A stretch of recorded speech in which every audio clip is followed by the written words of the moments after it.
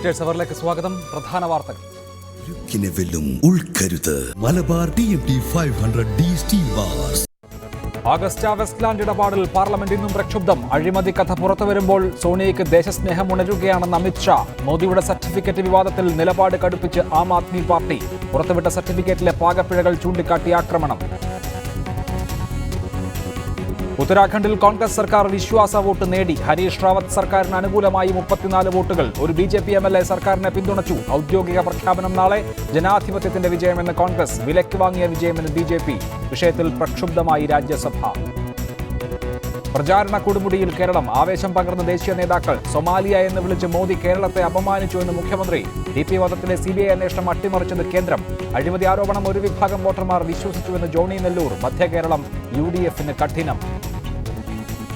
ജിഷ കൊലക്കേസിൽ അന്വേഷണ വല വിപുലമാക്കി പോലീസ്. കുറുപ്പമ്പടിയിൽ 800ഓളം പേരുടെ വിരലടയാളം ശേഖരിച്ചു. സഹോദരി ദീപയെ ഇന്നും ചോദ്യം ചെയ്തു. ശരിയായ ദിശയിലാണ് മുന്നോട്ട് പോകുന്നതെന്ന് പോലീസ്. 12ാം ക്ലാസ് പരീക്ഷാ ഫലം പ്രഖ്യാപിച്ചു. വിജയശതമാനം കുറഞ്ഞു. 125 കുട്ടികൾക്ക് മുഴുവൻ മാർക്ക്. വിജയശതമാനം കൂടുതൽ കണ്ണൂരിൽ, കുറവ് പത്തനംതിട്ടയിൽ.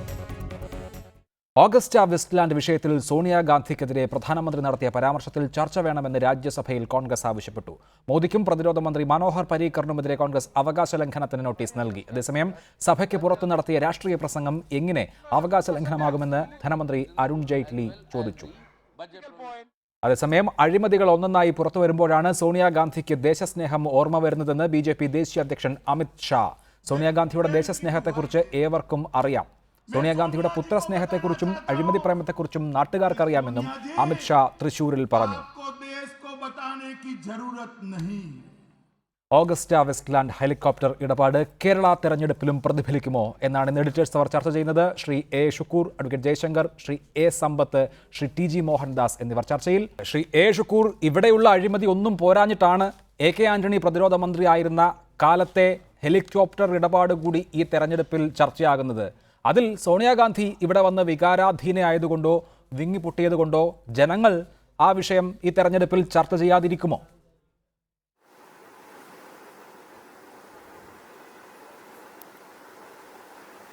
വിജയകുമാറെ, ഞാനൊന്ന് പറയാനുള്ള സമയം തരണം. അതായത് കേരളത്തിൽ തെരഞ്ഞെടുപ്പിൽ ഏതെങ്കിലും തരത്തിലൊന്ന് നുഴഞ്ഞു കയറാൻ ശ്രമിക്കണം എന്ന വലിയ ആഗ്രഹത്തോടു കൂടിയുള്ള ഒരുപാട് കള്ളപ്രചരണങ്ങളും നുണപ്രചരണങ്ങളും നടക്കുകയാണ്. അഗസ്റ്റ വെസ്റ്റ്ലാൻഡ് ഹെലികോപ്റ്റർ ഇടപാടിൻ്റെ ഒരു കാലഘട്ടം ബഹുമാന്യനായ മുൻ പ്രതിരോധ വകുപ്പ് മന്ത്രി, ഞങ്ങളുടെ നേതാവ് ശ്രീ AK ആന്റണി വളരെ വിശദമായി തുറന്നു പറഞ്ഞിട്ടുണ്ട് അതിൻ്റെ എല്ലാ കാര്യങ്ങളും. കരാറ് റദ്ദായത് അടൽ ബിഹാരി വാജ്പേയിയുടെ കാലഘട്ടത്തിലാണ്. ഇത് സംബന്ധിച്ചുള്ള കരാറും കാര്യങ്ങളും അത് കരിപ്പട്ടികയിൽ ഉൾപ്പെടുത്തിയതും ഇതുമായി ബന്ധപ്പെട്ടുള്ള കാര്യങ്ങൾ വളരെ വിശദമായി. എന്നാൽ ഒന്നുകൂടെ പറഞ്ഞു, നിങ്ങൾ നടപടി സ്വീകരിക്കൂ, നിങ്ങൾ ജയിലിൽ അടയ്ക്കണമെന്നാൽ ജയിലിലടക്കൂ, ആ നടപടികളിലേക്ക് പോകൂ. അതല്ലേ ശരി. അതിന് പകരം ഒരുപാട് വ്യക്തിപരമായ ആക്ഷേപങ്ങളിലേക്ക്. ഞാനൊന്ന് ചോദിക്കട്ടെ, ഈ ഗവൺമെന്റ് നരേന്ദ്രമോദിയുടെ സർക്കാർ പറഞ്ഞത് എന്താ? കോൺഗ്രസ് മുക്ത ഭാരതം. പണ്ഡിറ്റ് ജവഹർലാൽ നെഹ്റുവിൻ്റെ കുടുംബം മഹാത്മാഗാന്ധിയുടെ കാലഘട്ടം മുതൽ തുടർന്നു വരുന്ന ഒരു നയസമീപനം, RSSനെതിരായുള്ള അതിശക്തമായ നിലപാടുകൾ. ശരി, അതുകൊണ്ടായിരിക്കും ഇങ്ങനെ ഒരു ആരോപണം അവർ ഉന്നയിക്കുന്നത് എന്നൊരു നിഗമനത്തിൽ താങ്കൾ എത്തി. തുടരുക Shri A. Shukkur. Shri TG Mohandas, Agusta Westland helicopter ഇടപാടിൽ സോണിയാഗാന്ധിക്കും കോൺഗ്രസ് നേതാക്കൾക്കും പങ്കുണ്ട് എന്ന് CBI കണ്ടെത്തിയിട്ടുണ്ടോ? പ്രധാനമന്ത്രി ഇവിടെ എത്തി സോണിയാഗാന്ധിയെ കുറിച്ച് മുനവെച്ച് സംസാരിക്കണമെങ്കിൽ അങ്ങനെ എന്തെങ്കിലും അന്വേഷണ റിപ്പോർട്ട് ഉണ്ടാകണമല്ലോ. അങ്ങനെ അല്ലാതെ അദ്ദേഹം അങ്ങനെ ഒരു പൊതുപ്രസ്താവന നടത്തുന്നത് പ്രധാനമന്ത്രി പദവിക്ക് ഉചിതമാണോ?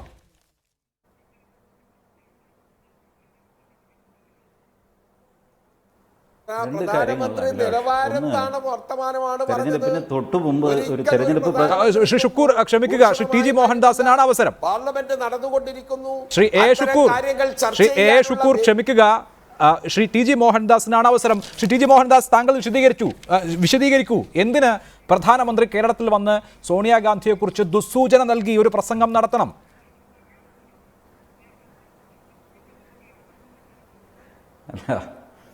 അഭിലാഷിനോട് ഈ തെരഞ്ഞെടുപ്പിന് തൊട്ടു മുമ്പേ ഒരു പ്രൊഫഷണൽ രാഷ്ട്രീയക്കാരനായ എ ഷുക്കൂർ പ്രസംഗിക്കാനൊരു അവസരം ചോദിച്ചുകൊണ്ടാണ് ആരംഭിച്ചത്. കുറച്ചുകൂടെ സമയം അദ്ദേഹത്തിന് കൊടുക്കാമായിരുന്നു.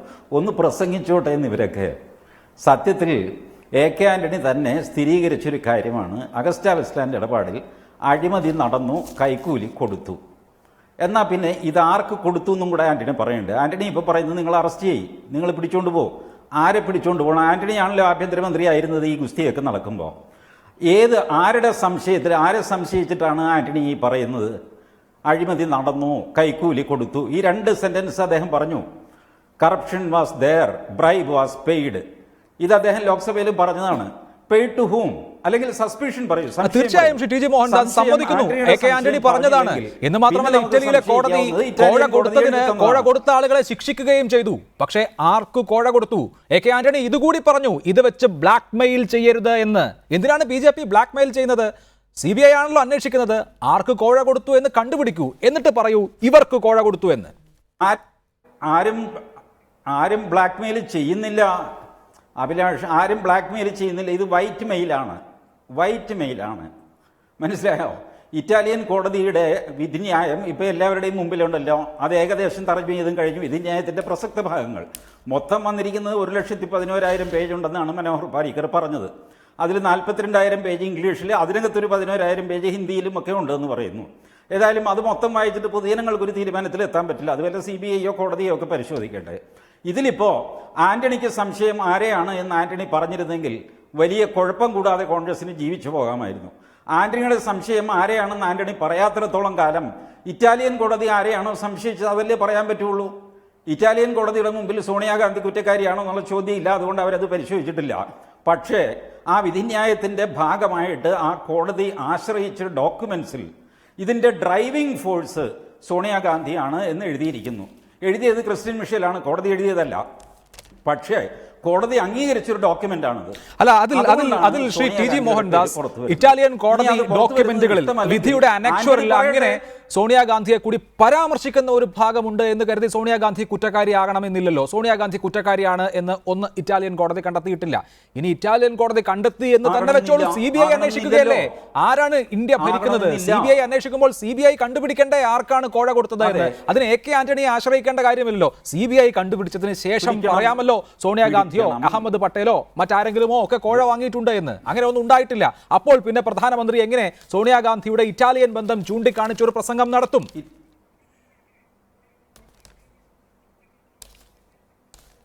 അഭിലാഷ്, ഒരു കാര്യം മനസ്സിലാക്കണം.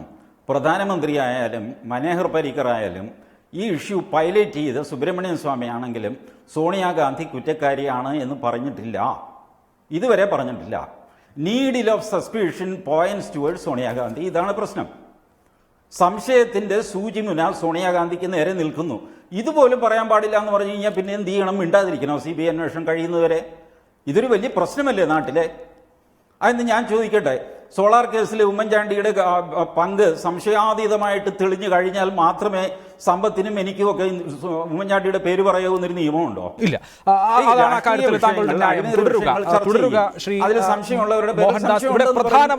രാജ്യത്തിന്റെ പ്രധാനമന്ത്രി തന്നെ പറഞ്ഞു എന്നുള്ളിടത്താണ്. അതല്ലാതെ രാഷ്ട്രീയ ആരോപണങ്ങൾ സോണിയാഗാന്ധിയും കുടുംബവും മറ്റു കോൺഗ്രസ് നേതാക്കളും നിരന്തരമായി ഈ വിഷയവുമായി ബന്ധപ്പെട്ട് കേട്ടുകൊണ്ടിരിക്കുകയാണല്ലോ. തുടരുക. ശ്രീ A സമ്പത്ത് ഇക്കാര്യത്തിൽ വ്യക്തിപരമായി സോണിയാഗാന്ധിയെ ടാർഗറ്റ് ചെയ്യുന്നു എന്നുള്ളതാണ് കോൺഗ്രസിനെ സംബന്ധിച്ചുള്ള ആക്ഷേപം. ഓഗസ്റ്റ വെസ്റ്റ്ലാൻഡ് ഇടപാടിൽ കോഴ കൊടുത്ത ആളുകൾ ഇപ്പോൾ ശിക്ഷ അനുഭവിക്കുകയാണ്. കോഴ വാങ്ങിയത് ആരാണ് എന്ന് കണ്ടുപിടിച്ചിട്ടില്ല ഈ നിമിഷം വരെയും. ഇന്ത്യയുടെ ഏജൻസികൾക്ക് അതിന് കഴിഞ്ഞിട്ടില്ല. അങ്ങനെ ഇരിക്കെ സോണിയാഗാന്ധിയെ കേരളത്തിൽ വന്ന് നരേന്ദ്രമോദി അവരുടെ ഇറ്റാലിയൻ ബന്ധം പറഞ്ഞ് വിമർശിക്കുന്നത് ഉചിതമോ അനുചിതമോ താങ്കളുടെ കാഴ്ചപ്പാടിൽ?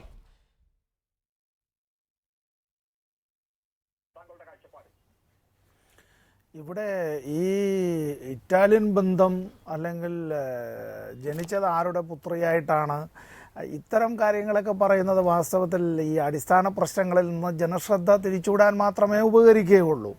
ഇവിടെ നമ്മുടെ തെരഞ്ഞെടുപ്പിലെ ഏറ്റവും പ്രധാനപ്പെട്ട വിഷയം എന്താ?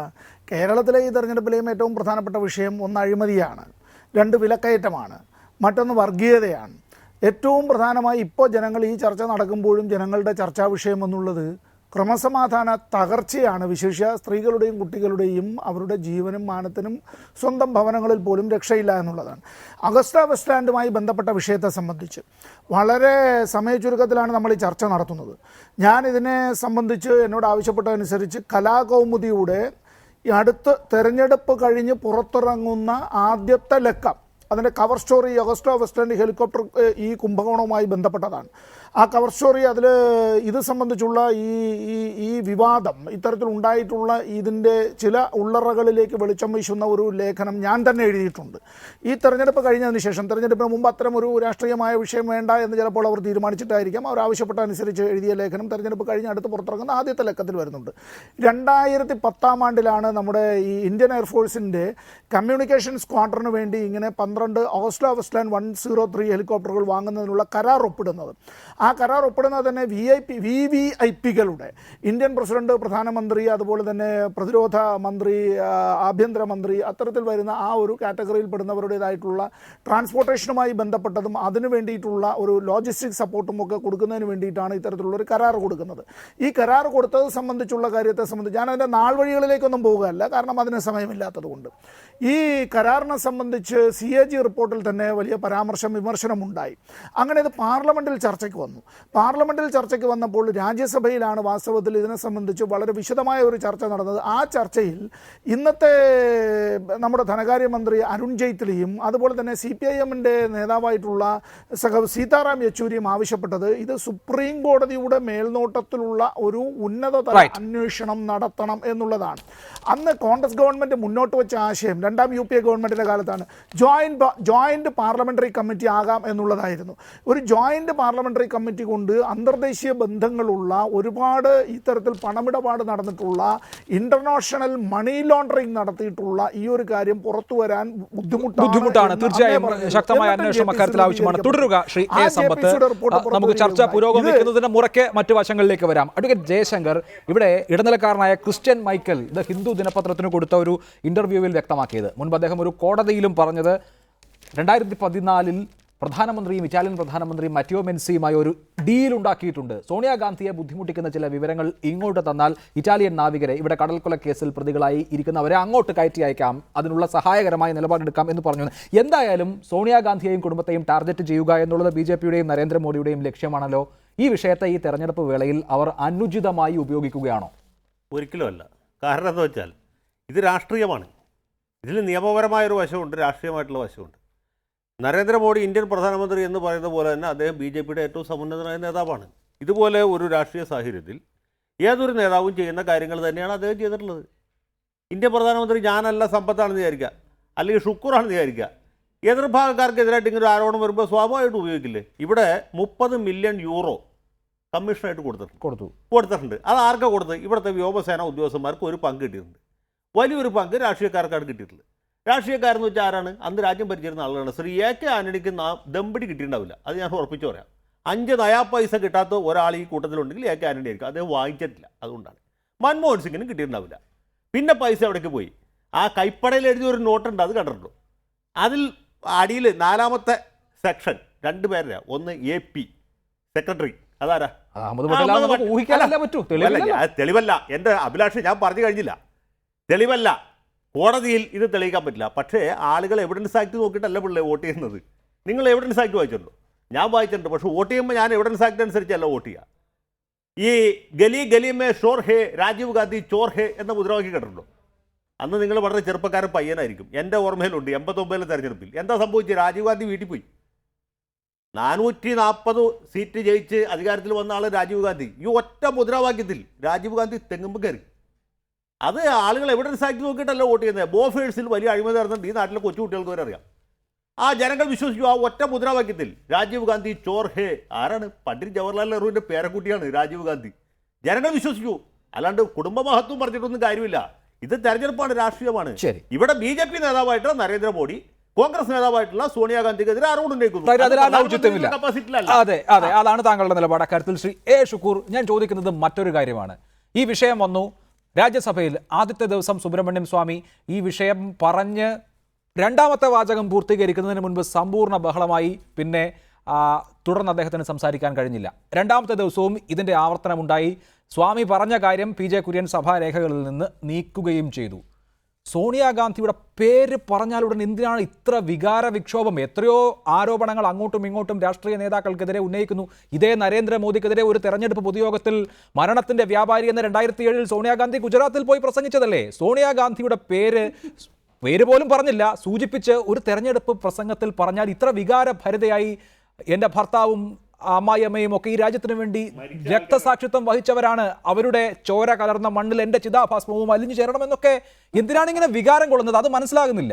അത് കൊച്ചുകുട്ടികൾക്ക് പോലും മനസ്സിലാവില്ലേ എന്താണ് ഇങ്ങനെ വികാരം കൊള്ളുന്നത്? കോഴി കട്ടവന്റെ തലയിൽ പപ്പിരിക്കുന്നു എന്ന് പറഞ്ഞ പോലെയാണ്. വഴി തലയിൽ തപ്പു, അയ്യോ പപ്പു ഷുക്കൂർ അതാണത്. കോഴി കട്ടവന്റെ തലയിൽ പപ്പിരിക്കും ഷുക്കൂർ.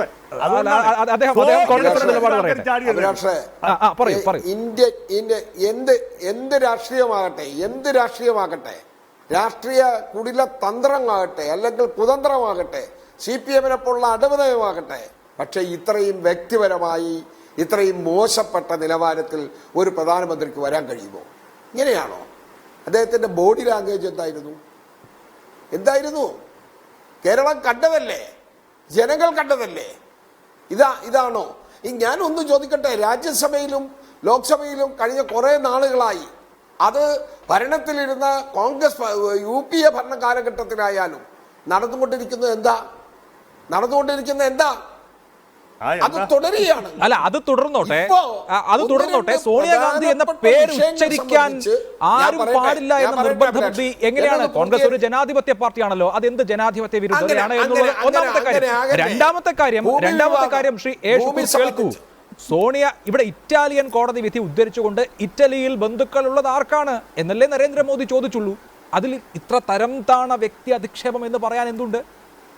അതല്ല അതിന്റെ ഉദ്ദേശം, ഗൂഢ ലക്ഷ്യം അതല്ല. ദേശീയ ഈ രാജ്യത്തിന്റെ അല്ലെങ്കിൽ നമ്മുടെ ഭാരതത്തിന്റെ ദേശീയതയ്ക്കെതിരായ ഒരു വ്യക്തിത്വത്തിന്റെ അത്തരത്തിൽ അവതരിപ്പിക്കുക ശരിയാണോ? ഇത് എങ്ങനെയാണ് സോണിയാഗാന്ധി ഇന്ത്യയുടെ അല്ലെങ്കിൽ മരുമകളായി അല്ലെങ്കിൽ ഇന്ത്യയുടെ കോൺഗ്രസിന്റെ നേതാവായി തീർന്നത്? എങ്ങനെയാണ്? ഒരൊറ്റ ദിവസം വല്ലതും കൊണ്ടാണോ? അല്ല, അതിലൊന്നും ഒരു തർക്കവുമില്ല. ഷുക്കൂർ, ഇവിടെ ഒരു അഴിമതി ആരോപണം വരുന്നു. ആരോപണം മാത്രമല്ല, വിചാരണ നടന്ന് നമ്മുടെ രാജ്യത്തിന് വെളിയിലുള്ള ഒരു കോടതി കോഴ കൊടുത്ത ആളുകളെ ശിക്ഷിക്കുന്നു. അത് ഇറ്റലിയിലാണ്. അല്ലല്ല, കേൾക്കൂ, ഇത് സോണിയാഗാന്ധിയുടെ ദേശീയതയുമായി ബന്ധപ്പെട്ട പ്രശ്നമേ അല്ല, അഴിമതിയാണ് ഇവിടുത്തെ വിഷയം. പറഞ്ഞല്ലോ, നിങ്ങൾ തന്നെ ഇവിടെ പറഞ്ഞല്ലോ, അഴിമതി തന്നെ വരട്ടെ. അഴിമതിയാണ് വിഷയം. താങ്കൾ ദേശീയതയിലേക്ക് പോയതുകൊണ്ടാണ് ഞാൻ താങ്കളെ തിരുത്തിയത്. സോണിയാഗാന്ധി അഴിമതി നടത്തിയെന്ന് എഴുതി വെച്ചിട്ടുണ്ടെങ്കിൽ കേസെടുക്കട്ടെ, നടപടിയിലേക്ക് വരട്ടെ. അതിന് പകരം ഒരു തെരഞ്ഞെടുപ്പ് സമയത്ത് ഇങ്ങനെയാണോ ഒരു എല്ലാ വ്യക്തിപരമായി തേജോവധം ചെയ്യുന്നതിന്, നീചമായി അവതരിപ്പിക്കുന്നതിന് ഒരു പ്രധാനമന്ത്രി ഇങ്ങനെയാകാമോ? ഒരിക്കലും ആകാൻ പാടില്ല എന്ന അഭിപ്രായം. എത്രയോ പ്രധാനമന്ത്രിമാരെ ഇന്ത്യ കണ്ടിരിക്കുന്നു. ഇങ്ങനെ ഒരു പ്രധാനമന്ത്രിയെ കണ്ടിട്ടുണ്ടോ? അടൽ ബിഹാരി വാജ്പേയിയെ പോലെ അപ്പുറത്തെടുക്കാം, VP സിംഗിനെ പോലെ. ബോഫേഴ്സ് കേസ് എന്തായി? ജയശങ്കർ മക്കൾ പറയുന്നുണ്ടല്ലോ, ഒരുപാട് അന്വേഷണം നടന്നതല്ലേ.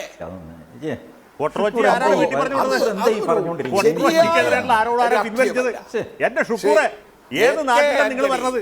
ഈ കൊട്രോച്ചിക്കെതിരായിട്ടുള്ള ആരോപണം പിൻവലിച്ചേ? അയാളെ നാട് വിട്ടുപോകാൻ ആരാ അനുവദിച്ചത്? ഞാൻ വേറൊന്ന് ചോദിക്കട്ടെ, സോണിയാഗാന്ധിയുടെ പേര് പറയണ്ട. ഒരു കോടതിയിൽ നിന്ന് നോട്ടീസ് കിട്ടിയപ്പോൾ അത് സർക്കാർ ചാർജ് ചെയ്ത കേസല്ല, നാഷണൽ ഹെറാൾഡിന്റെ കേസിൽ ഒരു പ്രൈവറ്റ് അന്യായത്തിൽ കോടതിയിൽ സമൻസ് കിട്ടിയപ്പോൾ നിങ്ങളുടെ പാർട്ടിക്കാരെ എത്ര ദിവസമാണ് പാർലമെന്റിൽ സമീപിച്ചത്? കൊല്ലപ്പെട്ടതിന് ശേഷവും ഇപ്പോഴും പറഞ്ഞുകൊണ്ടിരിക്കുകയാണ്. 1984 വരെ ഈ മദാമ്മ ഇന്ത്യൻ പൗരത്വം അവകാശങ്ങളുടെ അടിസ്ഥാനത്തിൽ 1968 ഇവരെ കല്യാണം കഴിച്ചാണല്ലോ. ഞാൻ ഭാരതത്തിന്റെ മകളാണ്, ഞാൻ ഇവിടെ കിടന്നേ ചാവുള്ളൂ എന്ന് പറയുന്ന ഈ മദാമ്മ 1984 രാജീവ് ഗാന്ധി ഇന്ത്യയുടെ പ്രധാനമന്ത്രി ആകുന്നവരെ ഇവർ ഇന്ത്യൻ പൗരത്വം. ഇത് തന്നെയാണ് ജയശങ്കരൻ വക്കീലിനെ പോലുള്ളവരുടെ നിലവാരമില്ലാത്ത പ്രയോഗങ്ങൾ. ഇത് തന്നെയാണ്. അല്ല ഇതെന്താ ഒരു 84 ഇന്ത്യൻ നാഷണൽ കോൺഗ്രസിന്റെ നേതാവാണ് എന്താ നിലവാരം തകർച്ച?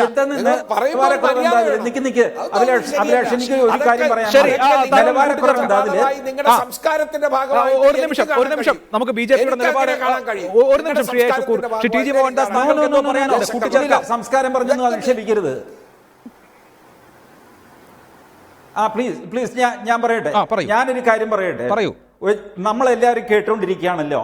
എന്താണ് അഡ്വക്കേറ്റ് ജയശങ്കർ സംസ്കാരമില്ലാതെ നിലവാരമില്ലാതെ പറഞ്ഞ വാക്യതാവെന്ന് പറഞ്ഞേ? സോണിയാഗാന്ധി എന്ന് പറഞ്ഞ കുറ്റം ഇറ്റാലിയൻ കോൺസ്റ്റിറ്റ്യൂഷൻ എന്ന് പറഞ്ഞാൽ എക്സ്പെൻഡ് ചെയ്യും. ഇപ്പോ അഡ്വക്കേറ്റ് ജയശങ്കർ പറഞ്ഞ് ഞാനും കേട്ടോണ്ടിരുന്നു. അത് തെറ്റാണെങ്കിൽ നിങ്ങൾക്ക് തെറ്റാണെന്ന് പറയാം, അത് കള്ളമാണെങ്കിൽ കള്ളമാണെന്ന് പറയാം. അതിന് നിലവാരമില്ല എന്ന് പറയുന്നത് എന്തുകൊണ്ടാ? ഷുക്കൂർ ആലപ്പുഴയിലുള്ള രാഷ്ട്രീയക്കാരനല്ലേ? ആലപ്പുഴയിൽ സാധാരണ ചായക്കടയിൽ ഉപയോഗിക്കുന്ന ഭാഷ പോലും അഡ്വക്കേറ്റ് ജയശങ്കർ ഇവിടെ ഉപയോഗിച്ചിട്ടില്ല. മനസ്സിലായോ? എന്താ ഈ നിലവാരം കുറഞ്ഞ് നിങ്ങൾ മാത്രമാണോ നിലവാരം? അല്ല, നമ്മുടെ വിഷയം ഞങ്ങൾ കണ്ടിട്ടുണ്ട്. അല്ല, നമ്മുടെ വിഷയം ഞങ്ങളും ഒക്കെ ഭാഷയിലും സംസ്കാരവും ഒക്കെ ഉള്ളവർ തന്നെയാണ്. ചരിത്ര പണ്ഡിതന്മാരും സാംസ്കാരിക നിലവാരത്തിന്റെ പ്രശ്നം മദാമ എന്ന പദപ്രയോഗത്തോടാണ് അദ്ദേഹത്തിന്റെ വിയോജിപ്പ്. അത് അദ്ദേഹം പ്രയോഗിച്ചു. ആ വിഷയം കഴിഞ്ഞു. നിങ്ങൾക്ക് എന്തോ പറയാം, ആ വിഷയം കഴിഞ്ഞു. ഓഗസ്റ്റ വെസ്റ്റ്ലാൻഡ് ഹെലികോപ്റ്റർ ഇടപാട് ഈ തെരഞ്ഞെടുപ്പിൽ എന്ത് സ്വാധീനം ഉണ്ടാക്കും കേരളത്തിൽ എന്നുള്ളതാണ് നമ്മുടെ ചർച്ചാ വിഷയം. ആ ചർച്ചാ വിഷയത്തിലേക്ക് മടങ്ങി വരേണ്ടതുണ്ട്. പദപ്രയോഗങ്ങളല്ല നമ്മുടെ ഇവിടുത്തെ വിഷയം. ആ വിഷയം അവസാനിച്ചു. ശ്രീ എ സമ്പത്ത്, താങ്കൾ ഈ വിഷയത്തിൽ കൃത്യമായ ധാരണയുള്ള ആളാണല്ലോ.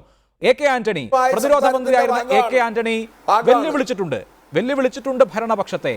നിങ്ങൾക്ക് കോഴ വാങ്ങിയ ആളുകളെ കണ്ടുപിടിക്കാൻ കഴിയുമെങ്കിൽ കണ്ടുപിടിക്കൂ. അതല്ലാതെ ബ്ലാക്ക് മെയിലിംഗ് നടത്തേണ്ട. ടെക്നിക്കൽ റിക്വയർമെന്റ് കുറച്ച് ഓഗസ്റ്റ വെസ്റ്റ്ലാൻഡിനെ ഈ ബിഡിൽ പങ്കെടുപ്പിക്കാനുള്ള താല്പര്യം ആരുടേതായിരുന്നു എന്ന ചോദ്യം എ കെ ആന്റണിയും ഉന്നയിച്ചിട്ടുണ്ട്.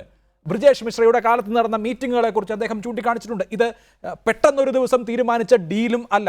ഈ VVIP ഹെലികോപ്റ്ററുകൾ വാങ്ങുന്നത് സംബന്ധിച്ച ദീർഘമായ ചർച്ചകളുടെ ഒരു ചരിത്രവുമുണ്ട്. അതുകൊണ്ട് തന്നെ ആരാണ് ഇതിലെ യഥാർത്ഥ കുറ്റക്കാർ എന്ന് കണ്ടുപിടിക്കും വരെ ആരെയെങ്കിലും ചാപ്പ കുത്താമോ അഴിമതിക്കാരായി?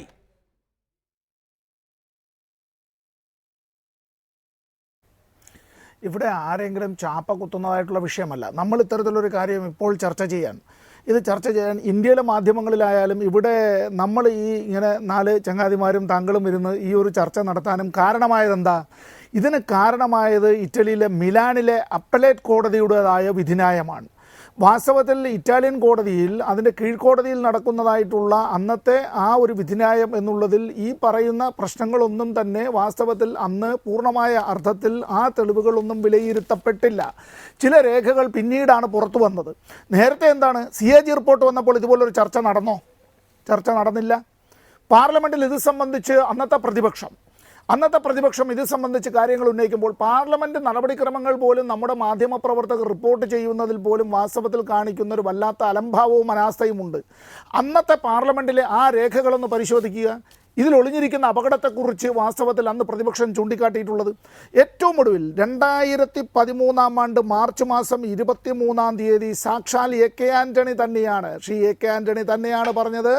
അദ്ദേഹത്തിൻ്റെ ആ വാക്കുകളുടെ മലയാള പരിഭാഷ ഇതാണ്: ഹെലികോപ്റ്റർ ഇടപാടിൽ അഴിമതി നടന്നിട്ടുണ്ട്, കോഴകൾ കൈപ്പറ്റിയിട്ടുണ്ട്. അദ്ദേഹം തന്നെ പറഞ്ഞ കാര്യമാണിത്. അപ്പോൾ അങ്ങനെയാണ് എങ്കിൽ കോഴ കൊടുത്തവർ ആരൊക്കെയാണ് എന്നുള്ളത് അവിടെ അവർ നടത്തിയതായിട്ടുള്ള സംഭാഷണങ്ങൾ, അവരുടെ യാത്രാവേളയിൽ നടത്തിയിട്ടുള്ള മൊബൈൽ ടെലിഫോൺ കോളുകളിൽ നിന്നുള്ളത്, മറ്റ് ചില രേഖകൾ, ഡയറി കുറിപ്പുകൾ, ഇന്ത്യയിലെ കൺട്രോളർ ആൻഡ് ഓഡിറ്റർ ജനറലിൻ്റെ റിപ്പോർട്ടുകൾ, അതുപോലെ കോഴ കൊടുത്തതായി ഇവർ പറഞ്ഞിട്ടുള്ള ചില കുറിപ്പുകൾ, അതിലാണ് നമ്മളിപ്പോൾ പറയുന്നത്. ഞാൻ ഈ പേരുകളൊന്നും ഇവിടെ ഇന്ത്യയിലെ കോടതിയിൽ അഭിഭാഷകൻ കൂടിയാണ് ശ്രീ ജയശങ്കർ, അതുപോലെ തന്നെ ഞാനും അതുകൊണ്ട് തന്നെ ഒരു അഭിഭാഷകൻ്റെ പരിമിതിക്കുള്ളിൽ നിന്നുകൊണ്ട് പറയുകയാണ്. ഇവിടെ AP എന്നെഴുതിയത് അഹമ്മദ് പട്ടേലാണെന്നോ അതല്ലെങ്കിൽ ഇപ്പോൾ പൊളിറ്റിക്കൽ എന്നുള്ളതിൻ്റെ ഷോർട്ട് ഫോമായി POL എന്നെഴുതിയത് ഇങ്ങനെയാണെന്നോ എന്നൊക്കെ ഞാനിവിടെ ആരോപണമൊന്നും ഉന്നയിക്കുന്നില്ല.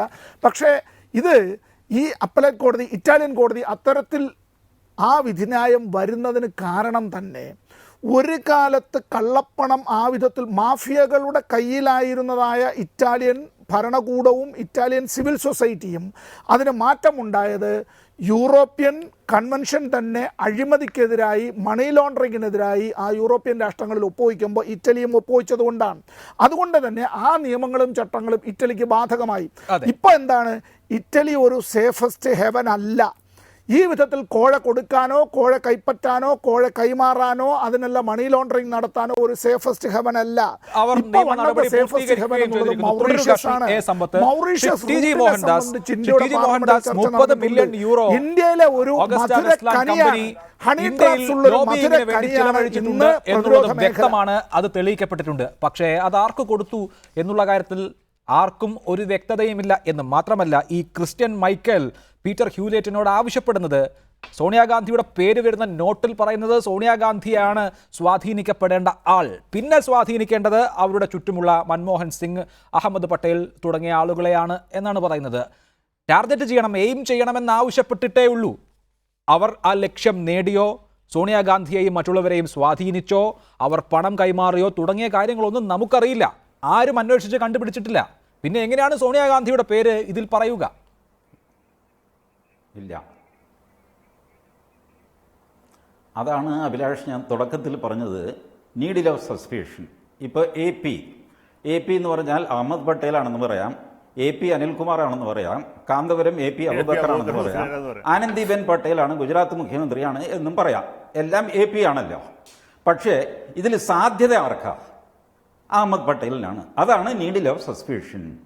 അതുകൊണ്ടാണ് അഹമ്മദ് പട്ടേലിന്റെ പേര് വരുന്നത്. അല്ലാതെ എ പി ഒരുപാടുണ്ടെന്ന് ഈ നാട്ടിൽ എ പി ഇനിഷ്യലുള്ളവരും എ പി ആയിട്ട് പേരുള്ളവരും ഒരുപാട് പേരുണ്ട്. നീഡിൽ ഓഫ് സസ്പീഷൻ പോകുന്നത് അങ്ങോട്ടാണ്. അവിടെയാണ് സോണിയാഗാന്ധി നിൽക്കുന്നത്. അല്ലെങ്കിൽ ഞങ്ങളാരും സോണിയാഗാന്ധിയുടെ പേര് പറയില്ല. ഞങ്ങൾ അബൂബക്കർ മുസ്ലിയാരുടെയോ അല്ലെങ്കിൽ ആനന്ദിബെൻ പട്ടേലിന്റെ പേര് പറയുമായിരുന്നു. അത് പറയാൻ നിർവാഹമില്ല. അവരാരും ഇതിന്റെ ഗുണഭോക്താവാകാൻ യാതൊരു സാധ്യതയും കാണുന്നില്ല. അതുകൊണ്ടാണ് അഹമ്മദ് പട്ടേൽ, സോണിയാഗാന്ധിയൊക്കെ വരുന്നത്. ഇതാണ് നീഡിൽ ഓഫ് സസ്പീഷൻ, സംശയത്തിന്റെ സൂചിമുന എന്ന് മാത്രമേ ഇപ്പോഴും പറയുന്നുള്ളൂ. സംശയാതീതമായിട്ട് കുറ്റം തെളിഞ്ഞിട്ടില്ല എന്ന് എല്ലാവർക്കും അറിയാമല്ലോ. അന്വേഷണം നടന്നുകൊണ്ടിരിക്കുകയല്ലേ. അന്വേഷണം എങ്ങും എത്തിയിട്ടുമില്ല. ഒരുപാട് സമയത്ത് 11 രാജ്യങ്ങളിലേക്ക് ലെറ്റർ ഓഫ് റോഗേറ്ററി ഒക്കെ അയച്ചിട്ട് വിദേശ രാജ്യങ്ങളിൽ നിന്ന് ആൾക്കാരെ വിളിച്ചു വരുന്നത് എപ്പോഴെങ്കിലും തീരുമോ? ദൈവത്തിനറിയാം.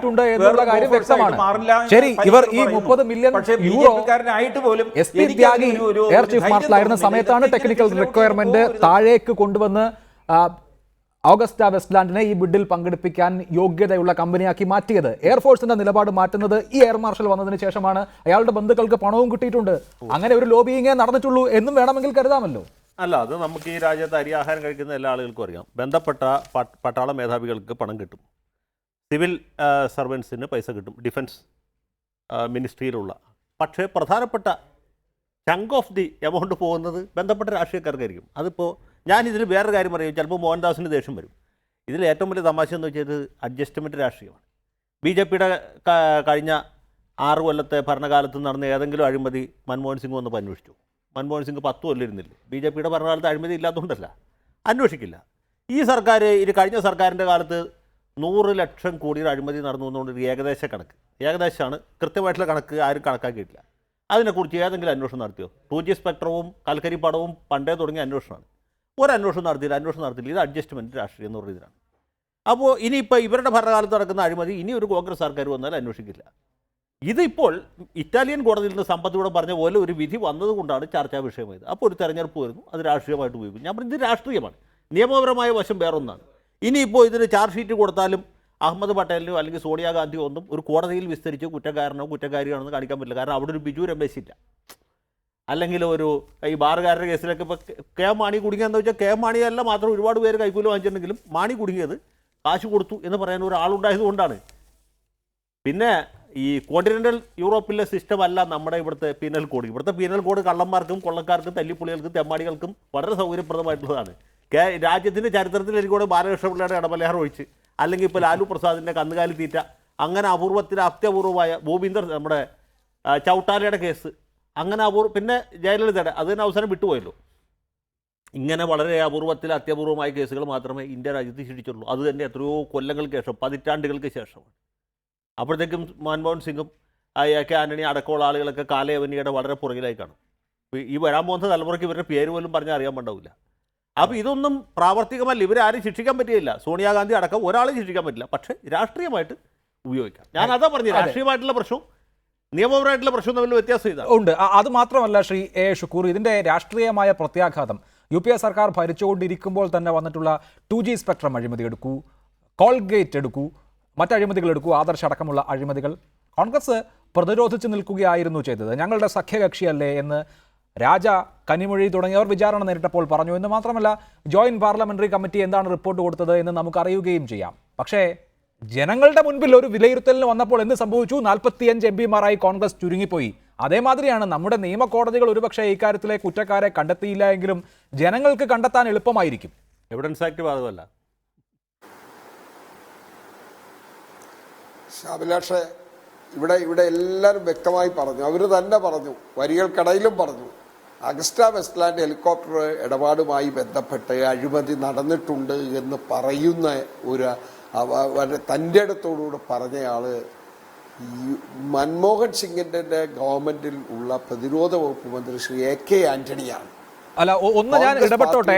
AK ആന്റണിക്ക് അങ്ങനെ പറയാതിരിക്കാൻ സാധിക്കില്ലായിരുന്നു. കാരണം ഈ ഫിൻ മെക്കാനിക്കയുടെ തലവൻ ജിസെപ്പെ ഓർസി ഇറ്റലിയിൽ അറസ്റ്റിലായി. അത് ഈ ഇന്ത്യയിലേക്ക് ഹെലികോപ്റ്റർ കൊടുത്തതിന്, കോഴ കൊടുത്തതിന്റെ പേരിലാണ്. അങ്ങനെ ഇറ്റലിയിൽ ഈ കമ്പനിയുടെ തലവൻ അറസ്റ്റിലായതിനു ശേഷം ഇവിടെ അഴിമതി ഇല്ല എന്ന് ലോകത്തൊരാൾക്കും പറയാൻ പറ്റില്ലല്ലോ, പ്രതിരോധ മന്ത്രിക്ക് പ്രത്യേകിച്ചും. അല്ല, PC ചാക്കോണെങ്കിൽ പറഞ്ഞത് അഴിമതി ഇല്ല, കള്ളതായി പോയില്ലേ? അപ്പൊ അല്ല ജയശങ്കർ മക്കല്ലേ AK ആന്റണി പറഞ്ഞത് പച്ച കള്ളമാണ്. അദ്ദേഹം കൊള്ളയടിച്ചിട്ട് അഴിമതി നടത്തി കൂട്ടുകയെന്നാണ്. AK ആന്റണി ആയതുകൊണ്ടാണ് പറഞ്ഞത്. PC ചാക്കോയാണെങ്കിൽ ഇറ്റാലിയൻ പോലീസ് തെറ്റിദ്ധാരണ പുറത്ത് അറസ്റ്റ് ചെയ്താണെന്ന് പറഞ്ഞു. വളച്ചൊടിക്കുന്ന ഏർപ്പാടുണ്ടല്ലോ, വ്യാഖ്യാനങ്ങൾ, ഓരോ സ്ഥാപിത താല്പര്യത്തിനും വേണ്ടിയുള്ള പ്രവർത്തനം ഉണ്ടല്ലോ, അത് ശരിയാണോ? അഹമ്മദ് പട്ടേൽ 1,76,000 കോടി രൂപയുടെ അഴിമതി നടന്ന ലോട്ടസ് സ്പെക്ട്രത്തിൽ യാതൊരു സാമ്പത്തിക നഷ്ടം റിപ്പോർട്ട് കൊടുത്ത കണ്ടുപിടിച്ച് കൽത്തുറങ്കിൽ അടക്കണം, ജയിലിൽ അടക്കണം. ഏത് നേതാവായാലും ജയിലിൽ അടക്കണം. അതല്ലേ AK ആന്റണി പറഞ്ഞത്? നിങ്ങൾ അന്വേഷിക്കൂ, കണ്ടെത്തു. നേരത്തെ സമ്പത്ത് പറഞ്ഞല്ലോ, മനസ്സിലായില്ലേ? ചാലക്കുടിയിലെ പ്രമുഖരായ വോട്ടർമാർ കമ്മിറ്റി തോൽപ്പിച്ച് തറവാട്ടി പറഞ്ഞു വിട്ടു.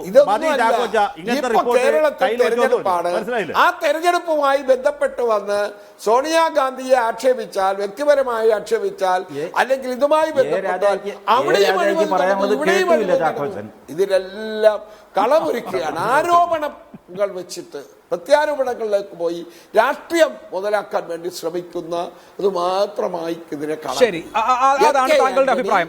കോൺഗ്രസിന്റെ അഭിപ്രായം വ്യക്തമായി. സമ്പത്ത്, പ്രതിരോധ ഇടപാടുകളിലെ അഴിമതി എന്നുള്ളത് ഈ രാജ്യത്ത് പുത്തരിയായ ഒരു സംഗതി അല്ലല്ലോ. AK ആന്റണി പ്രതിരോധ മന്ത്രി ആയപ്പോഴാണ് കുറെ കൂടിയൊക്കെ സേഫ് ഗാർഡ്സ് അദ്ദേഹം സ്വന്തം നിലയ്ക്ക് സ്വീകരിച്ചത്. അതിൽ AK ആന്റണി വലിയ തോതിൽ വിമർശിക്കപ്പെട്ടു. നമ്മുടെ ഡിഫൻസ് പ്രൊക്യൂർമെന്റ് വല്ലാതെ കുറഞ്ഞു പോകുന്നു, AK ആന്റണി ഇങ്ങനെ അമിതമായി ശ്രദ്ധാലുവാവുന്നത് കൊണ്ട് നമ്മുടെ സേന തന്നെ ആയുധങ്ങളില്ലാതെ ശോഷിക്കുന്നു എന്ന ആരോപണം വരെ കേട്ടു. അതിനിടയിലാണ് ഇങ്ങനെ ഒരു അഴിമതി വന്നത്. അതിൽ ഇപ്പോൾ ഈ ഭരണതലത്തിൽ നയപരമായ തീരുമാനം എടുക്കുന്നവരൊക്കെയും കോഴ വാങ്ങിയിട്ടുണ്ടാകും എന്ന് അനുമാനിക്കാൻ നമ്മുടെ പക്കൽ വസ്തുതയൊന്നുമില്ലല്ലോ. അതിനപ്പുറത്ത് ഈ നേരത്തെ സൂചിപ്പിച്ച ചീഫ് എയർ മാർഷലിനെ തന്നെ കോഴ കൊടുത്തുകൊണ്ടുള്ള അഴിമതിയുമാകാമല്ലോ ഇത്.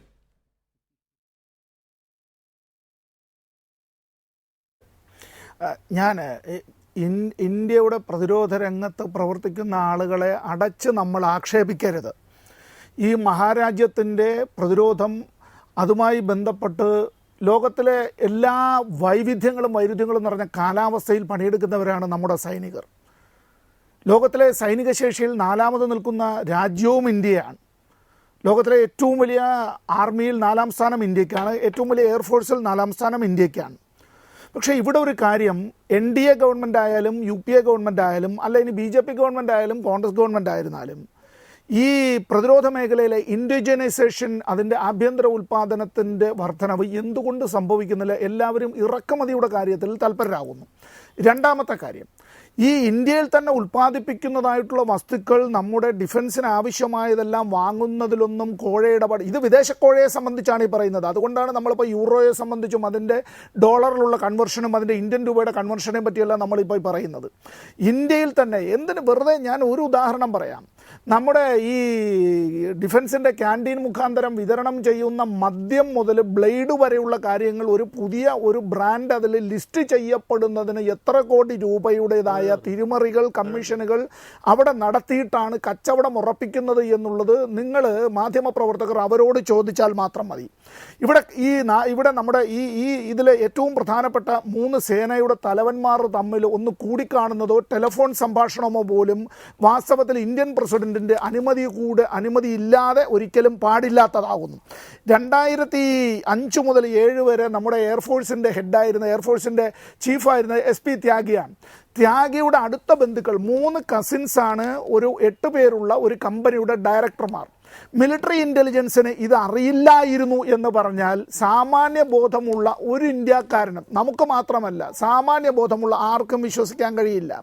ആ 3 കസിൻസ് ചേർന്ന് ഉണ്ടാക്കിയ കമ്പനി അതൊരു ഷെൽ കമ്പനി, ഒരു കടലാസ് കമ്പനിയായിരുന്നു.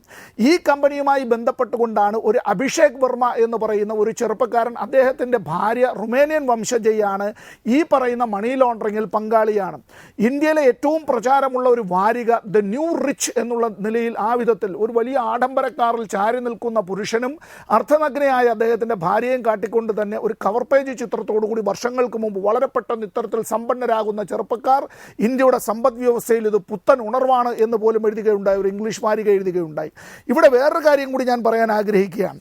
ഇത് ഒരു കേന്ദ്രമന്ത്രി, അത് 2ാം UPAയിൽ കേന്ദ്രമന്ത്രിയായിരുന്ന ആളാണ്. അദ്ദേഹത്തിൻ്റെ പേര് സന്തോഷ് ബഗ്രോദിയ എന്നാണ്. സന്തോഷ് ബഗ്രോദിയയുടെ സഹോദരൻ സതീഷ് ബഗ്രോദിയ, അദ്ദേഹത്തിൻ്റെ കമ്പനി ചാണ്ഡിഗഡിലെ IDS ഇൻഫോടെക് എന്നുള്ള കമ്പനി. അപ്പോൾ ഇതെല്ലാം നടക്കുമ്പോൾ ഇന്ത്യയുടെ ഈ രഹസ്യാന്വേഷണ വിഭാഗം, ഞാൻ IBA CBI അവരെ ഒന്നും റോയെ ഒന്നും പറയുന്നില്ല, നമ്മുടെ ആംഡ് ഫോഴ്സസിന് മന്ത്രിയോട്, പ്രതിരോധ മന്ത്രിയോട് നേരിട്ട് റിപ്പോർട്ട് ചെയ്യുന്ന ഒരു മിലിറ്ററി ഇൻ്റലിജൻസ് സംവിധാനമുണ്ട്. ആ മിലിറ്ററി ഇൻ്റലിജൻസ് സംവിധാനം രാജ്യത്തെ നിയമങ്ങൾ പലതും അവർക്ക് ബാധകമല്ല. ദേ conduct എസ്പിയോണേജ് upon their own officers. അവരുടെ തന്നെ ഉന്നത ഉദ്യോഗസ്ഥരുടെ മേൽ ചാരപ്പണികൾ, ചാരക്കണ്ണുകൾ, ചാരന്മാരുടെ കാതുകൾ ഉള്ളതാണ്. നേരിട്ടാണ് പ്രതിരോധ മന്ത്രിയോട് റിപ്പോർട്ട് ചെയ്യുന്നത്. പ്രതിരോധ മന്ത്രി ഉറങ്ങുകയായിരുന്നോ, ഉറക്കം നടിക്കുകയായിരുന്നോ എന്നുള്ളത് അദ്ദേഹമാണ് പറയേണ്ടത്. ഇവിടെ ഈ ആരോപണ വിധേയരായിട്ടുള്ള ആളുകളെല്ലാവരും ഇവരെ കുറ്റവാളികളാണോ അല്ലയോ എന്നുള്ള ഒരു ചർച്ച, അത്തരം ഒരു വിധിന്യായം പുറപ്പെടുവിക്കാനെന്ന് നമ്മളാരും ആളല്ല. പക്ഷേ മുമ്പിൽ വന്ന തെളിവുകളുടെ അടിസ്ഥാനത്തിൽ എന്തുകൊണ്ട് ഇടപെട്ടില്ല, എന്തുകൊണ്ട് തടഞ്ഞില്ല, എന്തുകൊണ്ട് ആ കമ്പനി കരിമ്പട്ടിക പ്പെടുത്തപ്പെട്ടില്ല, ഇപ്പോഴും അത് ബ്ലാക്ക് ലിസ്റ്റ് ചെയ്യപ്പെട്ടിട്ടില്ല. വളരെ പെട്ടെന്ന് എനിക്ക് നമ്മുടെ സമ്പത്ത് ചോദിച്ചതിന് ഉത്തരം ഞാൻ പറയാം. സമ്പത്തിന് ഒരുപക്ഷെ അറിയാൻ പാടാവില്ല. അനിരുദ്ധൻ സഖാവിനോട് ചോദിച്ചാൽ പറയും, അദ്ദേഹം അന്ന് നിയമസഭയിൽ ഉണ്ടായിരുന്നു. കോൺഗ്രസ് നേതാവായിരുന്ന NI ദേവസിക്കുട്ടി, നമ്മുടെ ഷുക്കൂറിൻ്റെ ഗ്രൂപ്പുകാരനായിരുന്നു, മരിച്ചുപോയി, കണ്ടശങ്കടവുകാരനാണ്. ദേവസിക്കുട്ടി ആന്റണിയെക്കുറിച്ച് പണ്ട് പറഞ്ഞിട്ടുണ്ട്. ആന്റണി ഏറ്റവും ആദ്യം മുഖ്യമന്ത്രി ആയിരുന്നപ്പോൾ അത് ഓണത്തിന് തൃക്കാക്കരപ്പന ഉണ്ടാക്കി വെക്കുന്ന പോലെയാണ് ശ്രീ ആന്റണിയെ മുഖ്യമന്ത്രിയാക്കി വെച്ചിട്ടുള്ളത്. കാരണം ഒരു ഭംഗിക്ക്, ഒരു ഐശ്വര്യത്തിന്. അത് തന്നെയാണ് അദ്ദേഹം പ്രതിരോധ മന്ത്രി ആയിരുന്നപ്പോഴും ചെയ്തത്. അദ്ദേഹം ഈ ഓണത്തിന് തൃക്കാക്കരപ്പന ഉണ്ടാക്കി വെക്കുന്ന പോലെ ഇങ്ങനെ ഇരിക്കുകയായിരുന്നു. ചുറ്റും പൂക്കളവും ഉണ്ടായിരുന്നു, ആദർശത്തിൻ്റെ പരിവേഷവും ഉണ്ടായിരുന്നു. കളവൊക്കെ വേറെ ആണുങ്ങൾ മറ്റേ വശം കൂടി നടത്തി. അഹമ്മദ് പട്ടേൽ, സോണിയാഗാന്ധി, രാഹുൽ ഗാന്ധി എല്ലാവരും കൈയിട്ട് വാരി. ആന്റണി ഭംഗിക്ക് അവിടെ ഇരുന്നു ആദർശവും പറഞ്ഞുകൊണ്ട്. അദ്ദേഹം ഒരു പൈസ എടുത്തിട്ടില്ല, എടുക്കുകയില്ല. ശരി, ശ്രീ ഷുക്കൂർ, താങ്കൾക്ക് അതിൻ്റെ ഉത്തരം പറയാം എന്ന് മാത്രമല്ല, എനിക്ക് അറിയേണ്ട വേറൊരു കാര്യം, ഇങ്ങനെ അഴിമതി ആരോപണങ്ങൾ നേരിടുക എന്നുള്ളത് രാഷ്ട്രീയക്കാരുടെ ഒരു തലവിധി തന്നെയാണല്ലോ. എല്ലാ നേതാക്കളും എന്തെങ്കിലുമൊക്കെ തരത്തിലുള്ള ആരോപണങ്ങൾ കേട്ടിരിക്കും. നേരത്തെ പാർലമെന്റിൽ കാണിച്ച അസഹിഷ്ണുതയെക്കുറിച്ച് ഞാൻ പറഞ്ഞു. ഇതേമാതിരിയാണ് നാഷണൽ ഹെറാൾഡ് കേസിൽ കോടതി നടപടി ഉണ്ടായപ്പോഴും കോൺഗ്രസ് അതിൻ്റെ ദേഷ്യം പാർലമെന്റിൽ തീർത്തു എന്ന് മാത്രമല്ല കോടതിയിലേക്ക് മാർച്ച് വരെ നടത്തി. ഇതിപ്പോൾ ഈ കേസ് ഇറ്റലിയിൽ നടന്ന കോടതി വിധിയുടെ പേരിൽ ഇവിടെ ഉന്നയിക്കപ്പെടുമ്പോൾ കോൺഗ്രസിൻ്റെ മാർച്ച് കഴിഞ്ഞ ദിവസവും കണ്ടു. അതിൽ ഈ സോണിയാഗാന്ധിയുടെയും രാഹുൽ ഗാന്ധിയുടെയും റോബർട്ട് വദ്രയുടെയും ചിത്രം വെച്ച് ജനാധിപത്യത്തെ രക്ഷിക്കൂ എന്ന് ബാനറും എഴുതിയാണ് മാർച്ച് നടത്തുന്നത്. ഈ രാജ്യത്ത് സോണിയാഗാന്ധിയെ വിമർശിക്കാൻ ആർക്കും അവകാശമില്ല എന്നുള്ളതാണോ കോൺഗ്രസിന്റെ നിലപാട്? അതൊന്ന് അറിഞ്ഞാൽ കൊള്ളാം.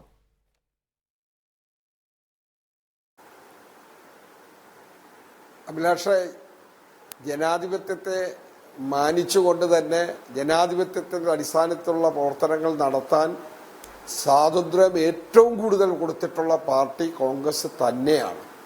പലപ്പോഴും മാറി മാറി അങ്ങനെ പറഞ്ഞ് മറ്റ് രീതിയിലേക്ക് പോയിട്ടുമില്ല. ഇവിടെ എന്താ സംഭവിച്ചത്?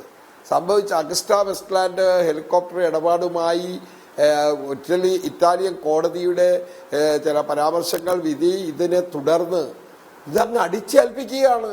പ്രതിരോധ വകുപ്പ് മന്ത്രി AK ആന്റണി ആയതുകൊണ്ട് കോൺഗ്രസിന്റെ നേതാക്കന്മാരും ഒട്ടിച്ചു.